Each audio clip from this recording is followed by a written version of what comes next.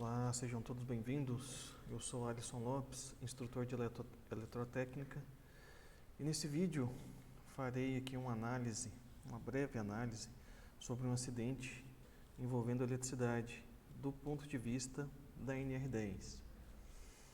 Eu não farei a leitura completa dos slides, mas para você que estiver assistindo, é importante você ler atentamente todas as informações para que fique mais claro o entendimento. Eu irei abordar apenas os pontos chaves para o vídeo não ficar muito extenso. Então vamos lá. Nesse acidente, o técnico fez um teste de tensão zero, se é que a gente pode dizer isso, com a mão. Ele utilizou a mão, né, para tocar no condutor e verificar se estava energizado ou não. Um acidente envolvendo eletricidade, ele pode ser do tipo direto ou indireto. Nos acidentes chamados direto, o acidentado toca a parte energizada, né? No caso aqui, ele toca o condutor energizado, a fase, por exemplo.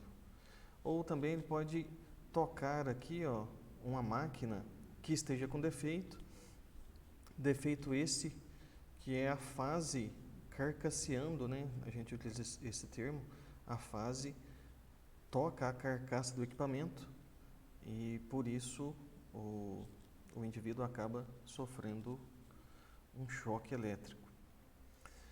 Mas os acidentes envolvendo eletricidade, ele pode ter também uma causa indireta, que entra aqui no caso dos acidentes envolvendo eletricidade estática, descargas atmosféricas, os raios, pode ser um acidente envolvendo arco elétrico ou até tensão induzida que é muito comum, onde você tem linhas de alta tensão cruzando cercas de arame, por exemplo.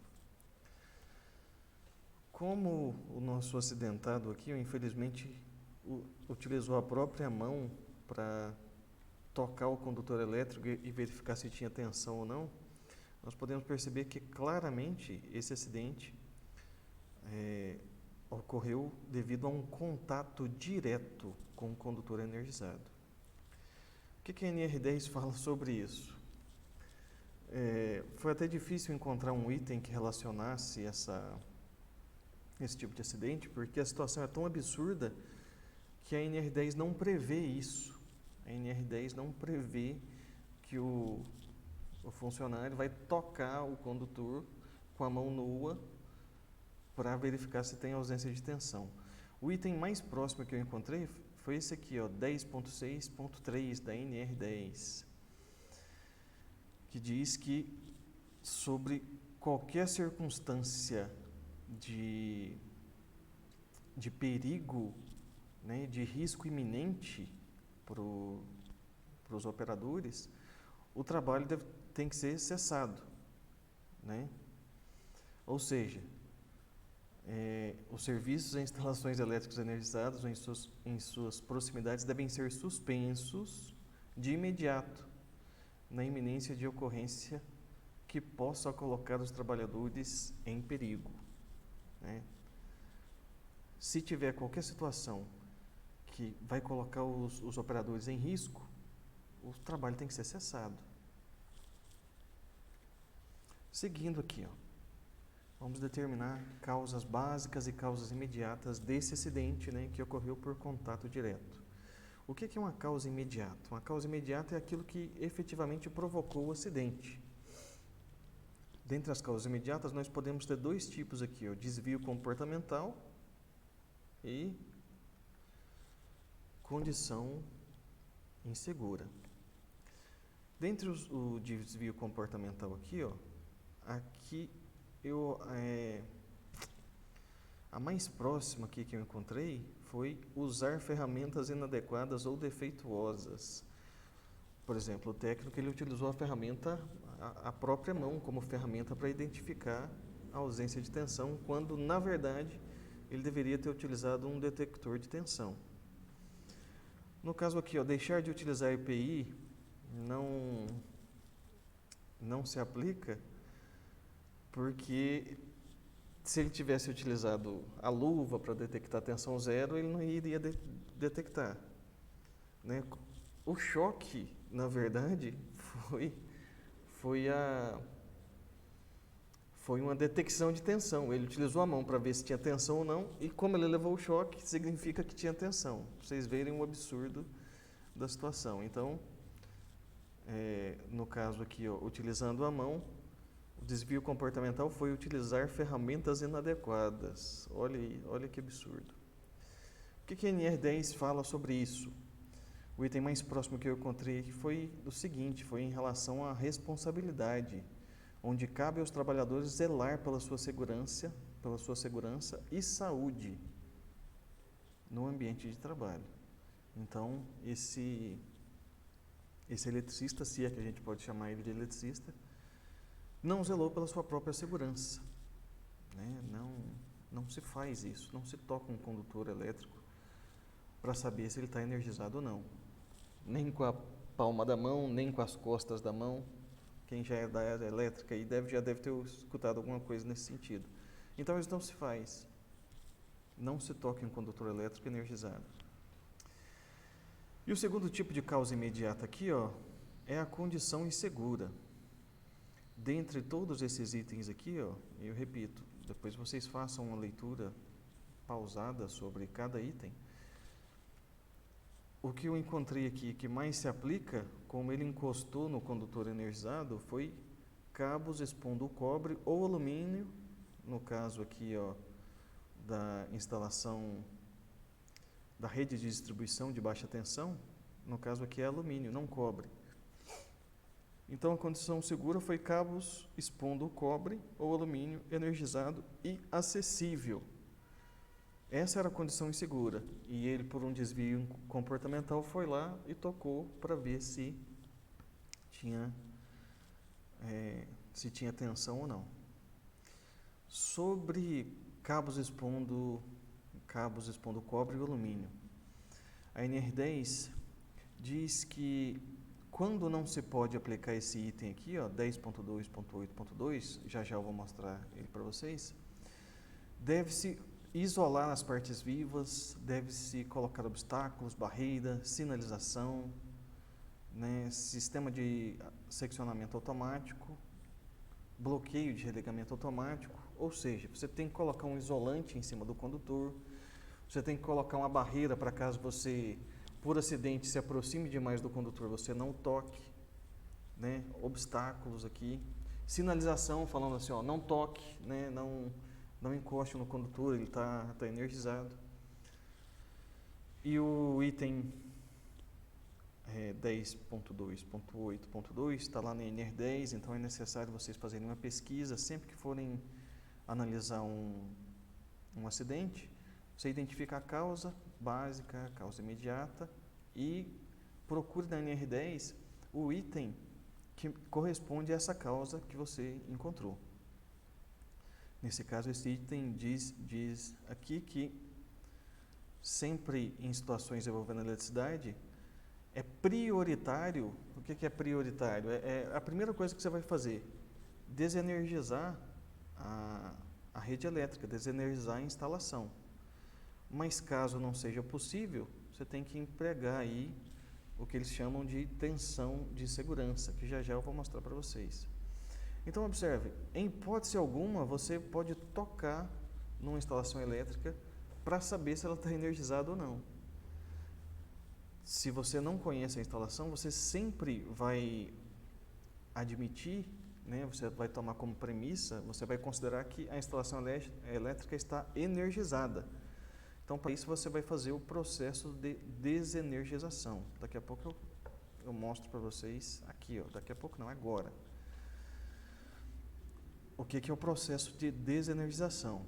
E é interessante ressaltar que somente depois que você cumprir todos esses passos de A a F aqui, ó, somente quando você chegar aqui no passo final, aí sim você pode considerar que a instalação elétrica está desenergizada.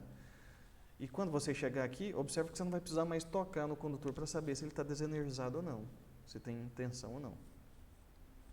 O primeiro passo aqui é o seccionamento. O que é o seccionamento?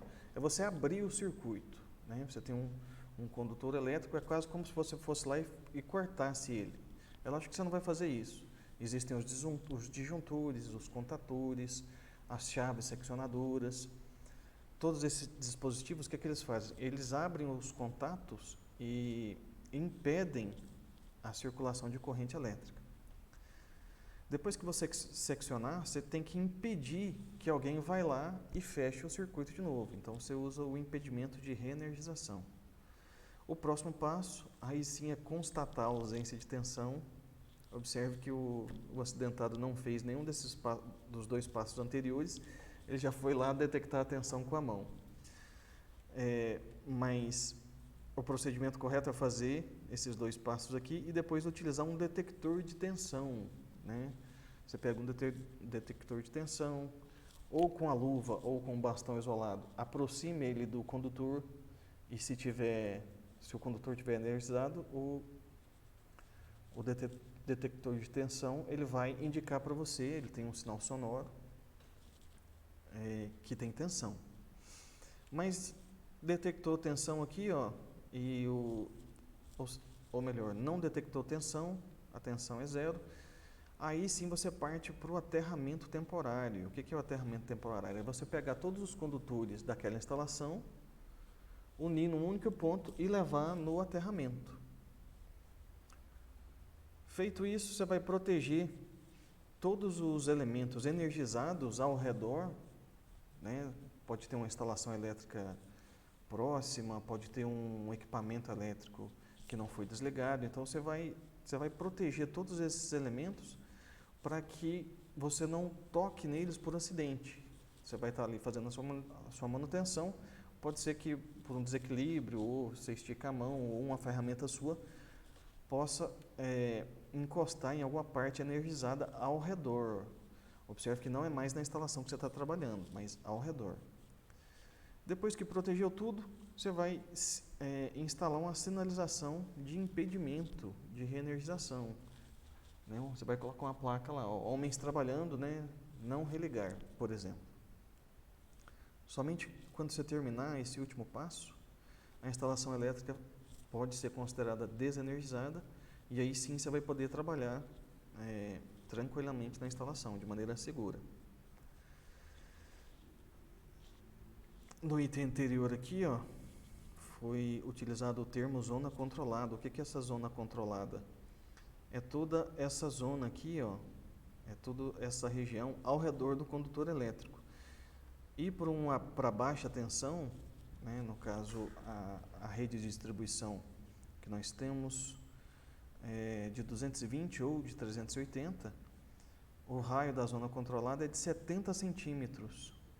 Então, numa região aqui de 70 centímetros, se você estiver trabalhando próximo de um condutor energizado dentro dessa região de 70 centímetros, você tem que colocar, por exemplo, uma manta isolante. E nós percebemos que, na verdade, o nosso operador, infelizmente, foi lá e encostou, né? Ele passou aqui dos 70 centímetros, foi lá e tocou no condutor. Ele não tinha certeza se estava energizado ou não, mas, como eu falei para vocês, ele deveria ter considerado que estava energizado. Então, essa foi a condição insegura. Vamos passar para as causas básicas. Dentre as causas básicas, nós temos essas opções aqui, ó. E as opções mais próximas que eu encontrei foi, dentre os fatores pessoais, foi falta de conhecimento. Né? Ele não tinha ideia do que poderia acontecer. Provavelmente ele já fez isso antes, provavelmente ele já escutou que outras pessoas faziam, e por falta de conhecimento sobre o que poderia acontecer com ele ou não, ele foi lá e fez esse ato inseguro, né? Ele teve esse desvio comportamental. O segundo fator aqui, ó, a segunda causa básica foi um fator de trabalho, foi uma falha no treinamento. Se esse eletricista tivesse sido bem treinado, ele teria sido esclarecido a respeito de não fazer isso, né? Isso é um absurdo. Nós nem deveríamos estar comentando sobre isso, né? Só comentamos porque ocorreu um acidente. E o que a NR10 fala a respeito dessa falta de conhecimento aqui? Ela fala o seguinte: você só pode trabalhar numa instalação elétrica energizada, sem EPI, por exemplo, quando a tensão elétrica em corrente alternada for igual ou menor do que 50 volts. E até 120 volts para corrente contínua. Então, se a sua instalação tiver 50 volts ou menos, você pode trabalhar com as mãos nuas. Mas como é que ele ia saber se tinha 50 volts ou não? Como ele é um funcionário da concessionária, ele tinha certeza que a tensão elétrica na rede de distribuição é de 220 volts ou até 380 volts. Ele não tinha conhecimento nenhum de segurança. No caso, a falta de conhecimento dele é essa aqui, ele não tem conhecimento nenhum de segurança. E para você ter certeza que a sua instalação tem 50 volts, você precisa pegar um multímetro, né, na posição de voltímetro, e ir lá e medir a tensão e constatar, olha, a tensão aqui é 50 volts, então eu posso trabalhar nessa linha tranquilamente. E sobre a falta de treinamento, sobre a falha no treinamento aqui, ó, a NR10 diz que todos os trabalhadores autorizados, né, todas as pessoas que têm autorização para ir lá e trabalhar na linha de distribuição, por exemplo, energizada ou desenergizada, ele tem que passar por um treinamento de, no mínimo, se não me engano, no mínimo 16 horas, de acordo. O treinamento básico, na verdade, é de 40 horas. 40 horas. Se você pegar 8 horas por dia, é uma semana de treinamento que esse cara tem que ter. E se ele já tiver passado por esse treinamento básico, de 2 em 2 anos, ele tem que cumprir uma carga horária aí de, geralmente, 8 horas ou 16 horas. É um treinamento que a gente chama de reciclagem. Eu não vou colocar aqui o treinamento, porque nós já temos aqui 17 minutos de vídeo, já ficou um vídeo assim bem longo. Então, toda vez que você vai analisar um acidente elétrico, você identifica se o acidente foi direto ou indireto, identifica as causas imediatas, as causas básicas e procura na NR10 os itens relacionados a tudo aquilo que você encontrou. A causa do acidente, direta ou indireta, então a NR10 fala alguma coisa sobre isso. Causas básicas e imediatas, então praticamente para cada tipo de causa você vai ter um item da NR10 comentando a respeito, certo? Então, se o vídeo foi útil, não deixe de curtir, não deixe de se inscrever no canal se você está chegando agora. Bons estudos aí para todos e até o próximo vídeo.